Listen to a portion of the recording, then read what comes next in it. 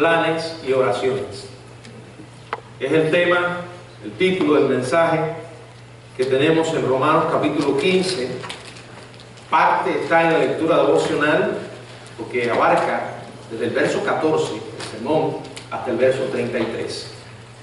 Padre, gracias por la bendición de traer tu palabra y Señor, estamos delante de ti reconociendo nuestra incapacidad, pidiendo tu poder y tu asistencia divina sobre nuestras vidas. Guíanos, Señor, úsanos en el nombre de Jesús. Amén.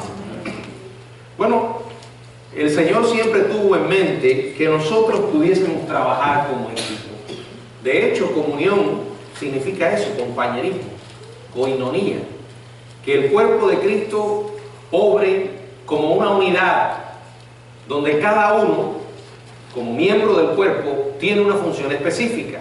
El Señor Jesucristo, cuando mandó la misión de los 70, les envió de dos en dos. Dios siempre ha querido que nosotros trabajemos en compañía. El alcance y el impacto que podemos producir es mayor. Pablo comprendió los peligros porque aunque es una bendición, también contiene algunos peligros.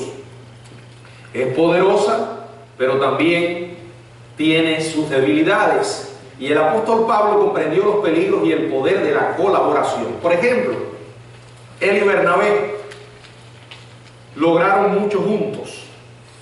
Formaron una alianza misionera.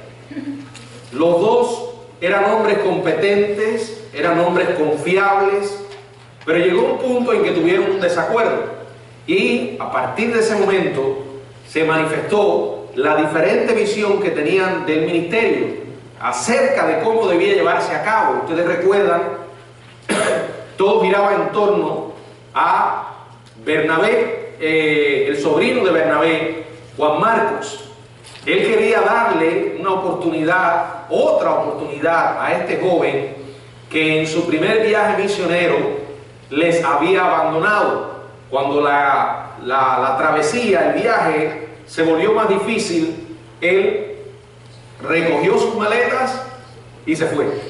Ahora llegaba una nueva oportunidad y Bernabé quería que se llevase con él a Juan Marcos. Pablo no quería, y en consecuencia esta asociación terminó después de un acalorado desacuerdo. En el libro de los Hechos aparece registrada esta experiencia en el capítulo 15, específicamente en los versos del 36 al 40. No lo vamos a leer, pero recuerde esto: los santos también se pelean.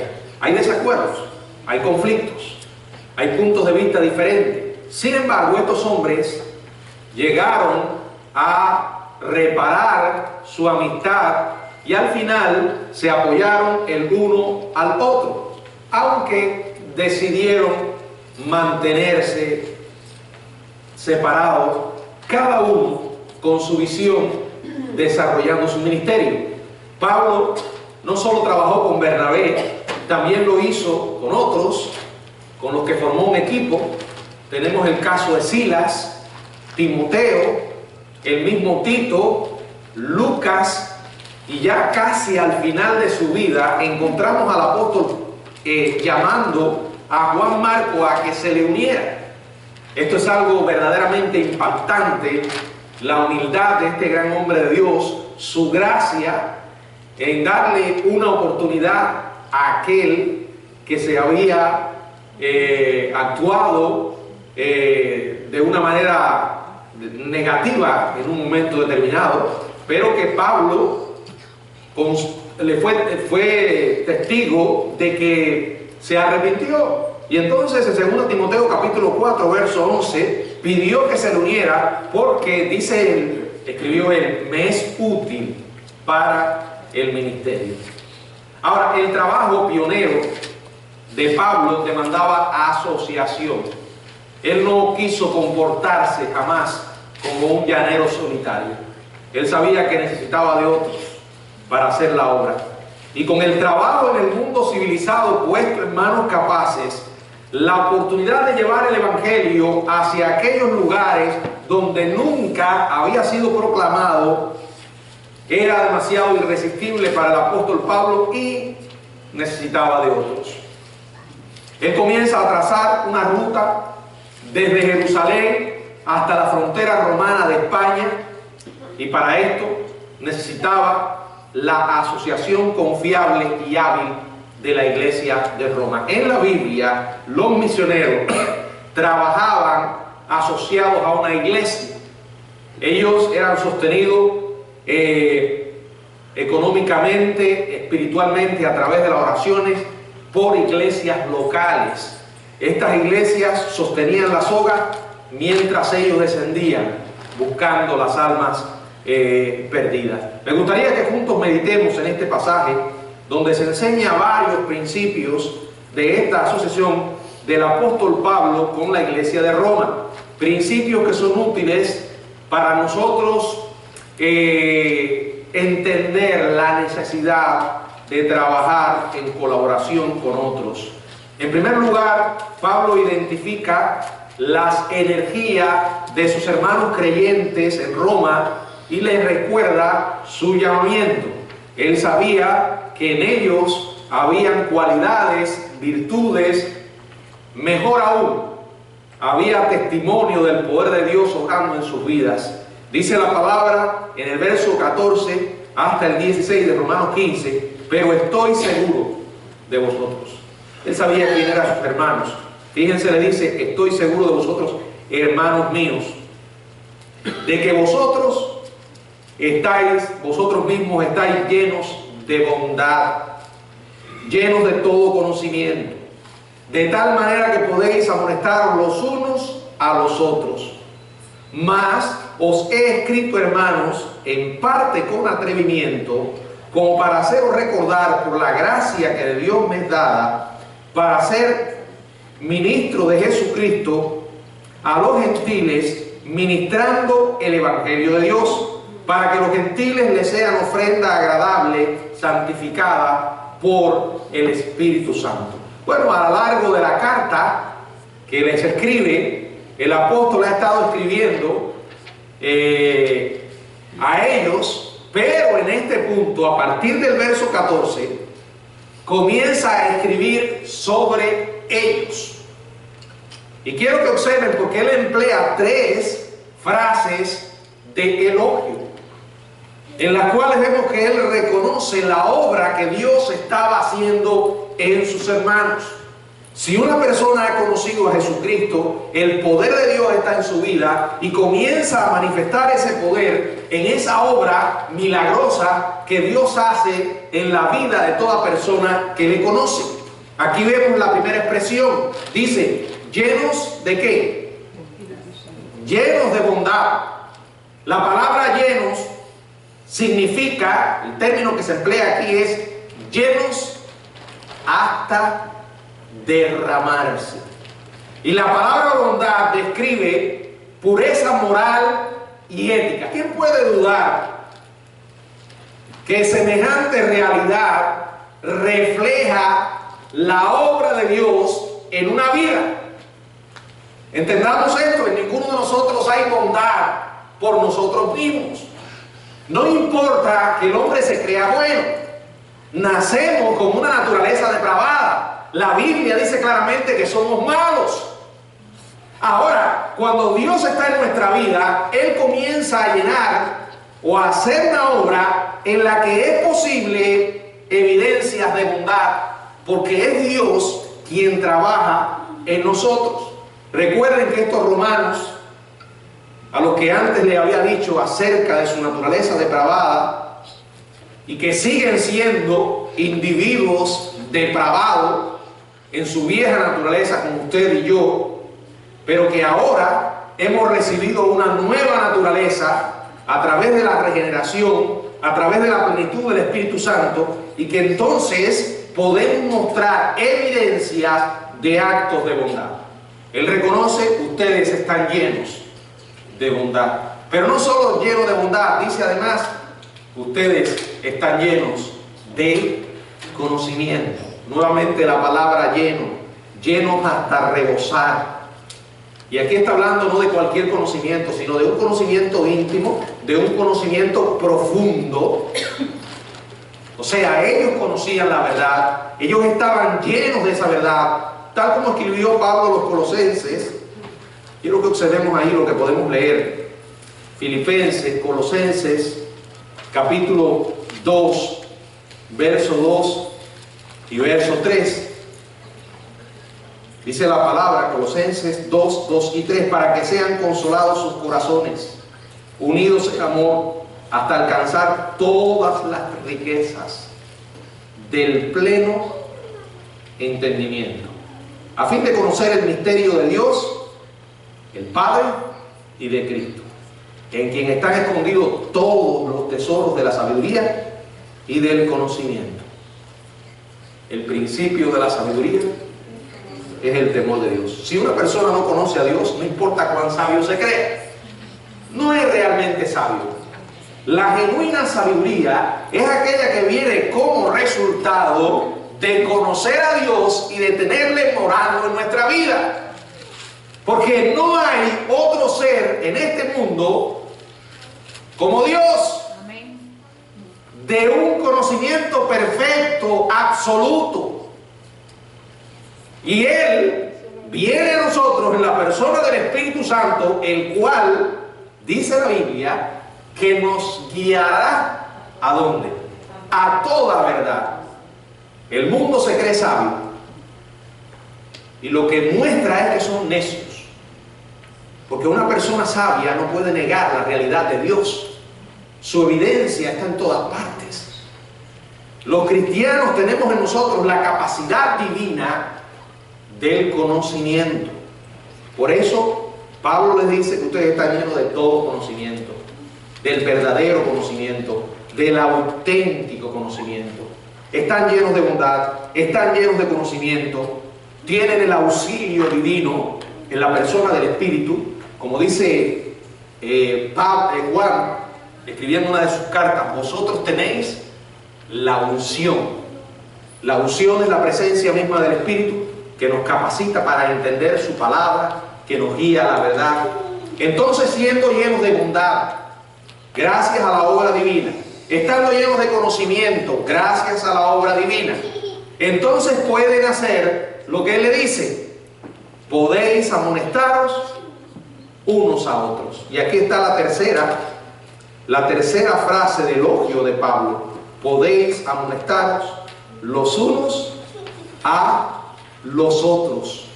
Amonestar es alentar, advertir, aconsejar, un término que abarca todos los aspectos de la predicación y además de la consejería personal. Cada cristiano ha sido capacitado por Dios para alentar, fortalecer a otros creyentes con la palabra divina. Más aún, si usted es alguien que vive nutriéndose de la verdad de Dios y cultivando su relación con Él, hablando con Él, usted está capacitado para alentar y aconsejar a su hermano. Mire, el Señor nos puso en asociación unos con otros. Somos un cuerpo, nos necesitamos unos a otros, a pesar de nuestras diferencias. En una iglesia, una sola persona no puede hacerlo todo. Cada vez que haya un conflicto con un hermano, usted no puede buscar a alguien para que lo resuelva. Muchas veces Dios lo ha puesto a esa persona delante de usted para que usted haga algo. Y no es precisamente buscar a otro. El Señor lo ha capacitado. Usted puede hablarle de Dios, de la verdad divina. Miren, yo no estoy totalmente en desacuerdo que una persona en un momento de su vida que tenga necesidad busque a un psicólogo cristiano. Pero no podemos llegar al punto de creer que los psicólogos son los que tienen las respuestas a las necesidades de las personas. Y más aún tratándose de un psicólogo inconverso. Lo que pasa con esto de la psicología es que muchos en la iglesia han olvidado que Dios los ha capacitado para llenar muchas de esas necesidades, y entonces la solución es vete a ver un psicólogo. o vete a ver un psiquiatra. Ellos te pueden ayudar porque han estudiado. ¿Qué te puede ayudar un psicólogo incrédulo? ¿Saben lo que significa la palabra psicología? Estudio del alma. ¿Qué saben ellos del alma? ¿Qué saben?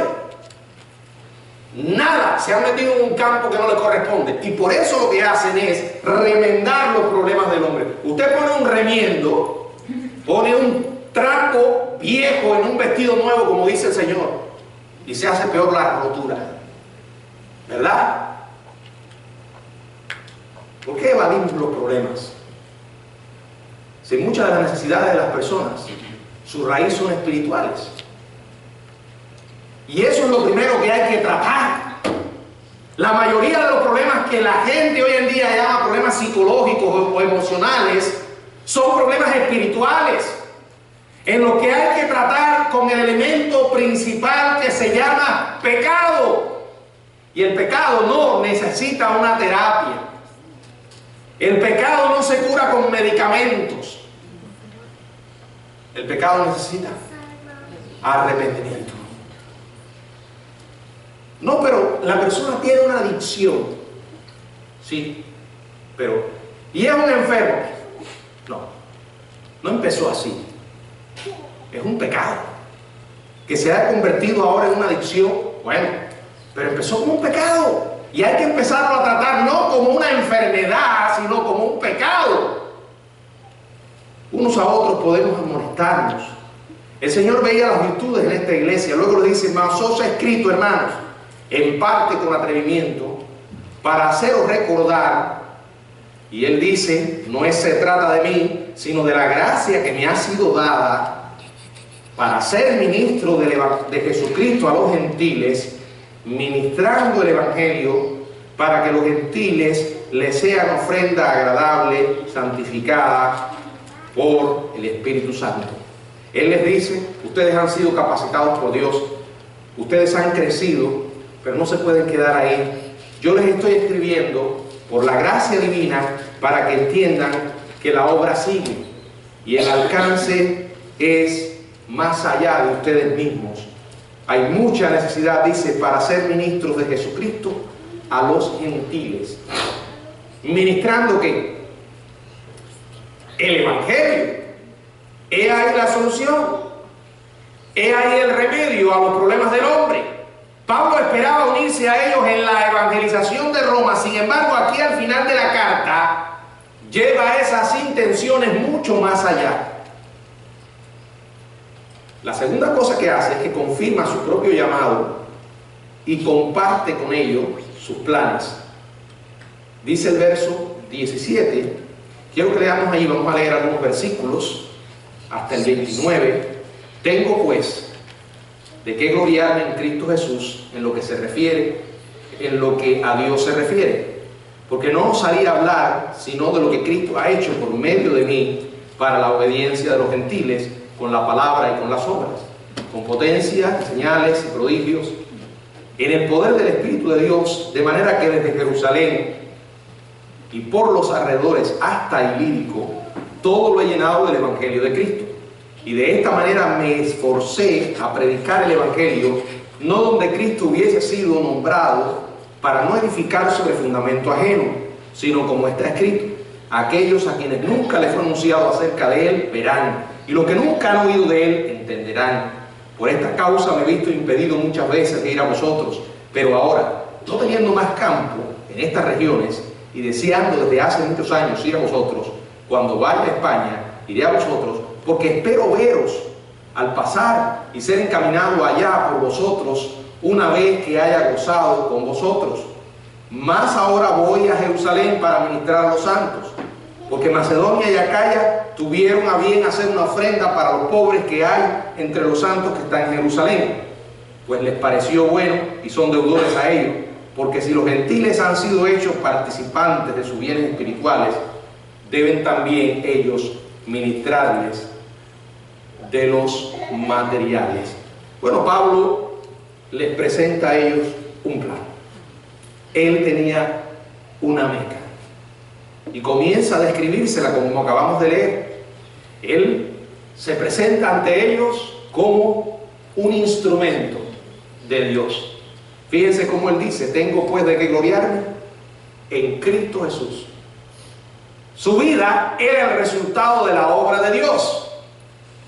Y les aclara, porque no osaría hablar, en otras palabras, no me voy a presentar ante ustedes como lo que yo estoy haciendo, como lo que a mí se me ocurre.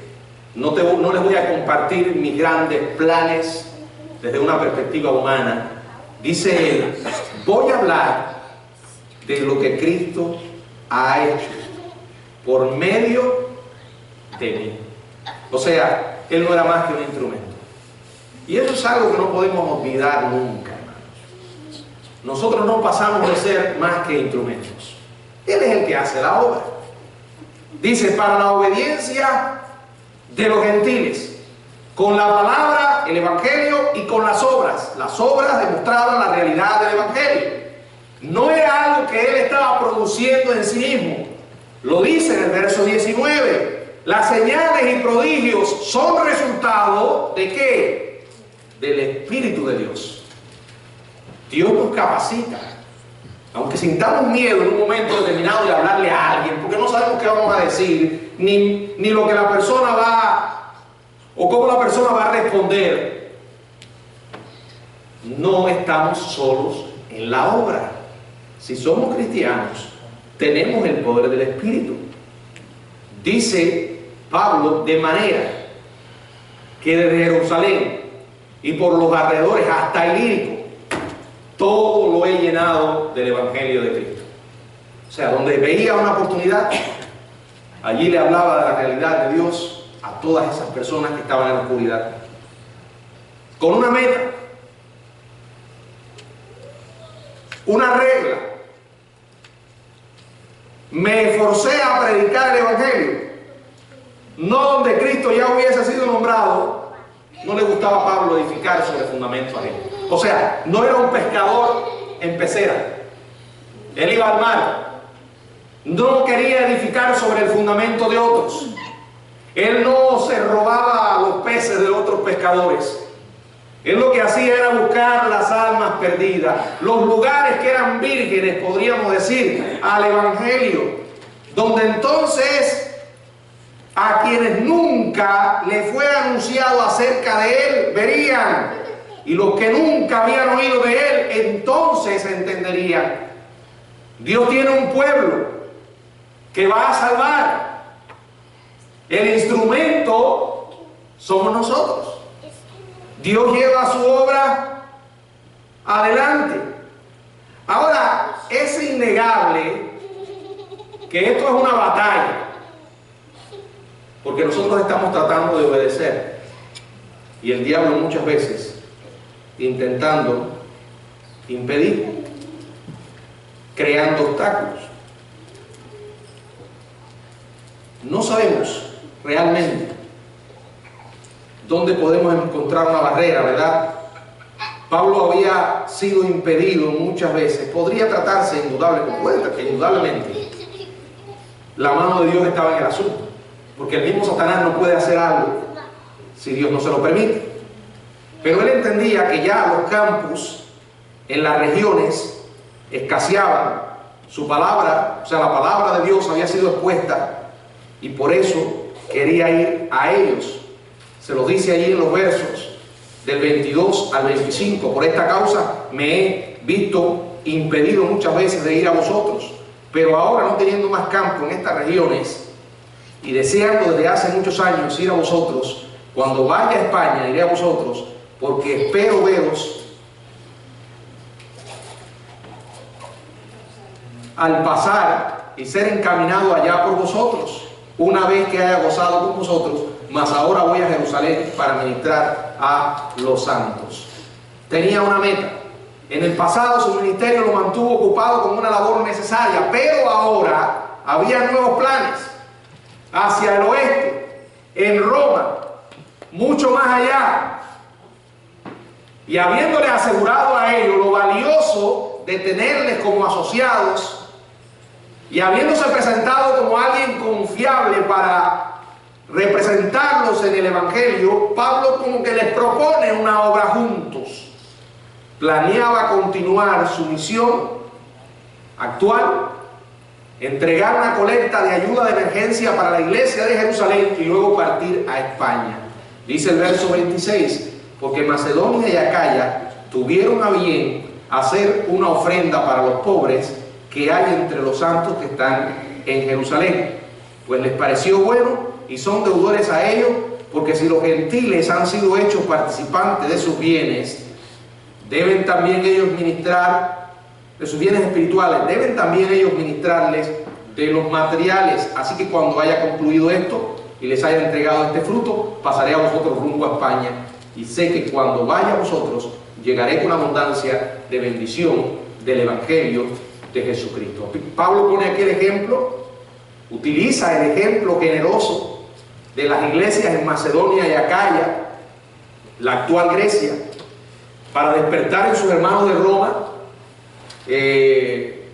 una generosidad igual. Los creyentes gentiles en Grecia veían el hecho de compartir su riqueza material solo como una muestra de deuda que tenían con el Evangelio o con Jerusalén por el don del Evangelio. Entonces Pablo lo que está implicando es: ustedes los de Roma tienen también una deuda de gratitud, la cual se puede honrar ayudando a su misión para rescatar a otros gentiles. De gracia recibiste, da de gracia. El Evangelio necesita de nuestro dinero, no solo de nuestros dones, no solo de nuestra obediencia exponiendo la palabra. El Evangelio también necesita de nuestro dinero. Eso es lo que el Señor Jesucristo tenía en mente cuando dijo: hacer tesoros en los cielos. Bueno, la tercera cosa y la parte final de estos versículos, los versículos del 30 al 33, Pablo los invita a acompañarlos comenzando con oración. Dice el verso 30: pero ruego, hermanos, por nuestro Señor Jesucristo y por el amor del Espíritu, que me ayudéis orando por mí a Dios, para que sea librado de los rebeldes que están en Judea, y que la ofrenda de mi servicio a los santos en Jerusalén sea acepta, para que con gozo llegue a vosotros por la voluntad de Dios, y que sea recreado juntamente con vosotros, y el Dios de paz sea con todos vosotros. Pablo le ruega a la iglesia de Roma que comience el apoyo a él orando. Fíjense que le dice: por nuestro Señor Jesucristo y por el amor del Espíritu, ¿verdad?, que me ayudéis orando por mí a Dios. Esto es una empresa espiritual, una obra espiritual, que solo se puede hacer con las armas espirituales. Una obra de evangelización jamás será efectiva si no está respaldada por oración. Recuerden que es Dios quien cambia y transforma vidas. Recuerden que si Dios no hace la obra en el corazón de una persona, no podrá jamás entender la verdad del Evangelio. Pablo les pide que oren. Primero, hay tres respuestas específicas a la oración, a la hora de orar ellos. Primero, ora que sus enemigos no tengan éxitos en sus intentos de impedir que él continúe su ministerio. Dice el verso 31, el motivo para el cual él le pide que oren: para que sea librado de los rebeldes que están en Roma. Usted va a ir, va a llevar la palabra, pero el mismo diablo va a levantar oposición. No se nos puede olvidar que a nuestro alrededor hay una guerra espiritual. El diablo está trabajando, levanta obstáculos. Muchas veces decimos: yo quiero predicar el Evangelio a tal persona, y comenzamos a hablarle, y cuando usted menos se imagina surge un obstáculo. Algo aparece para estorbar esa obra. Se nos olvida que esto es una cuestión espiritual, y sin oración no podemos. Muchos en Judea rechazaron el Evangelio y estaban preparados para atacar al apóstol cuando tan pronto como regresara. Por eso les pide que oraran por eso. Segundo, les pide que oren para que los judíos de Jerusalén acepten los regalos monetarios ofrecidos por sus hermanos gentiles de Grecia. Dice, y que la ofrenda de mi servicio a los santos en Jerusalén sea acepta. O sea, él quería que la recibieran como un gesto de amor, como una acción bondadosa. Tercero, para que sus planes de continuar el ministerio más allá de Roma no solo no enfrenten demoras, sino que también encuentren ayuda en la iglesia romana, para que con gozo llegue a vosotros por la voluntad de Dios y que sea recreado juntamente con vosotros. Miren, el récord bíblico muestra que Pablo acumuló más kilómetros, plantó más iglesias, entrenó más líderes y redactó más escritura que ninguna otra persona en su generación. Sin embargo, rara vez encontramos a Pablo solo. Siempre está rodeado de ayudantes, de gente talentosa, dispuestos a compartir la misma visión y la misma tarea: predicar el evangelio, fortalecer a las iglesias. Él era un hombre que buscaba socios en los que pudiera confiar de todo corazón, socios que no aceptaran nada que no fuera completa devoción. Y cuando encuentra a estos ayudantes confiables, los coloca enseguida donde han de tener el mayor impacto.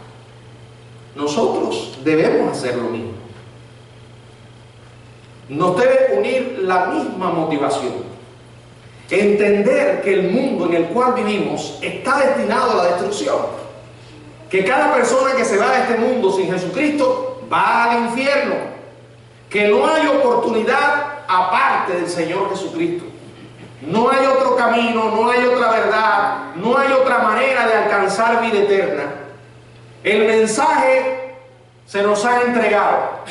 ¿Por cuánto tiempo? No lo sabemos. No lo sabemos de manera individual, no lo sabemos de manera corporativa. De manera individual podemos estar vivos hoy y de aquí a un par de horas nos dio un infarto y nos fuimos. De manera corporativa, mañana mismo puede venir, o esta noche, el Señor Jesucristo por su iglesia. Se acabó el tiempo, se acabó la oportunidad. Esa persona que estamos pensando hablarle del Evangelio puede morirse. No sabemos por cuánto tiempo. Por eso la tarea que nosotros tenemos que realizar es urgente. Y para poderla realizar necesitamos apoyarnos unos a otros, con la misma visión, mirar juntos a una misma dirección, examinar nuestras motivaciones. Muchas veces hacemos cosas en la iglesia con la motivación equivocada, pero el Señor conoce nuestro corazón y eso no lo va a prosperar, no lo va a bendecir. Va a ser un callejón sin salida, una puerta cerrada, un camino que no lleva a ninguna parte. Por cierto, Pablo fue a Roma y fue el gobierno quien pagó su pasaje. Mientras luchaba contra falsas acusaciones hechas contra él por sus antiguos colegas y capeaba los intentos de asesinarlo por un grupo de fanáticos, lo transportaron bajo arresto domiciliario a Roma con un soldado romano que lo cuidaba. Y él vio en ese soldado romano una oportunidad. Las oportunidades están en todas partes. No para que mi nombre suene, ni yo aparezca delante de otros como el gran predicador. No. Es por pasión, es por reconocer la necesidad que tiene esa vida de Jesucristo y la oportunidad que puede perder en cualquier momento. Pablo fue capaz, con la bendición de Dios, de transformar su circunstancia adversa en una oportunidad de evangelizar a la misma guardia del palacio. Ahora, si los sueños de Pablo se hicieron realidad al llevarle hasta España, no tengo dudas de que fueron sus hermanos romanos los que hincharon las velas de su barco. Necesitamos, hermanos, respaldarnos unos a otros, darnos cuenta que no se trata de mí. Y cuando verdaderamente pedimos oración por un asunto, orar y tomar la oración como la respuesta de Dios a muchos de los problemas que tenemos. No se trata de lo que se nos ocurra. Lo que se te ocurre a ti y lo que se me ocurre a mí, separado de Dios, no sirve. Necesitamos hablar con Él, depender de Él. ¿Cuántas veces hacemos cosas movidos en la energía de la carne? No van a ninguna parte, no permanecen. El único que puede transformar vidas es el Señor. Por eso necesitamos clamar. Si nuestra vida de oración personal es exactamente igual que la vida de oración que vemos aquí los miércoles en la iglesia, estamos graves, bien graves. Porque sencillamente estamos acostumbrados a venir por esas puertas, a perder el tiempo. Porque si usted entra por ahí y no entra con el propósito de crecer, de servir, de fortalecerse espiritualmente, usted ha venido aquí a perder el tiempo. La misma luz que da vida a las plantas es la misma luz que endurece el barro. Cuando una persona se asocia tanto con las cosas espirituales y no responde, puede caer en un grave problema que es endurecerse.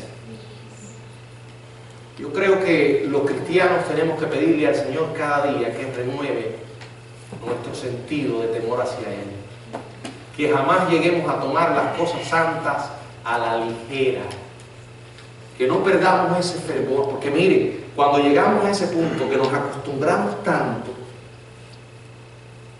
a este mundo, a esta vida, si no hay una respuesta, si no mantenemos un estado sensible, porque el Señor dijo, y miraré a aquel que es humilde y que tiembla mi palabra, si dejamos de temblar, estamos en un estado grave, porque nos endurecemos. Hay personas que vienen aquí solo en cuerpo, porque espiritualmente se quedaron en otra parte. Yo lo percibo y lo puedo ver. La persona que se para aquí tiene la capacidad de leer el rostro de cada uno. No suelo hacerlo mucho para no sufrir una decepción.